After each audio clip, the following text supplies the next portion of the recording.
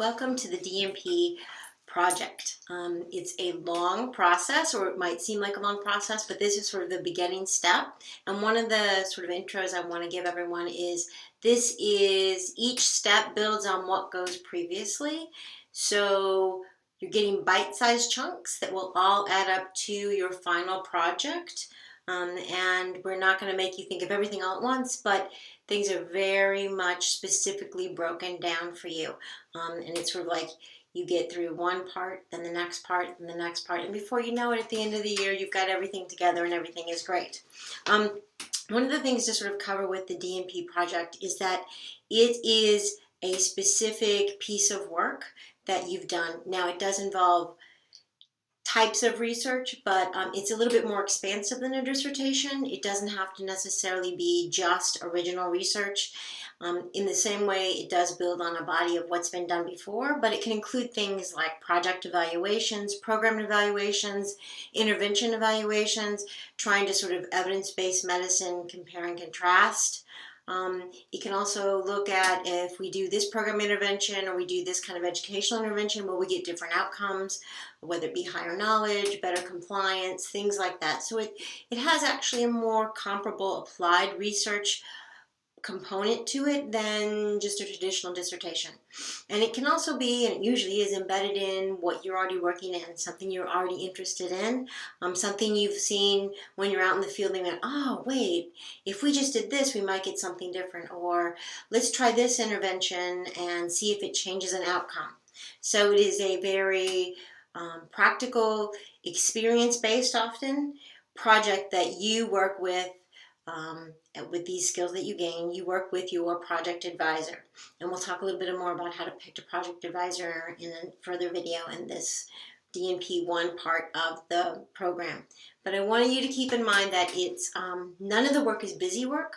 All of the work will build on itself, and that's sort of what in reality research does is when we talk about things like lit reviews and things like that, we really are, and I'll say this a lot of times in a lot of videos, we're building on the shoulders of what's been done before us. And in medicine, that usually means what knowledge we know from about 3 to 5 years back, because medicine changes very quickly, as many of you know.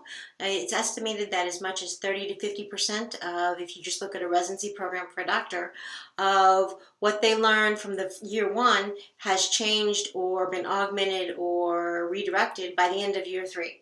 So that's how much changes in medicine, which is good, but it also means that we can't go back and look at what's done 20 years ago. We need to do things with our literature review, our interventions of what's really current and how can we add to that. So we're sort of actually, with this project, advancing nursing, but advancing knowledge and advancing patient care and improving outcomes for everyone by doing this kind of research. So it is really, really important. And one of the best parts about nurse-led research, in my opinion, and not just mine, but other people, is that you actually are in a very key position because you see the day in, day out of how things are done, how patients are actually using things or not using things, where there's gaps in knowledge, where we need to know a little bit more, maybe where we need to fine-tune things, maybe where we need to have better communication. So you have a lot of, you see the nursing part, but you also see the patient as a whole patient.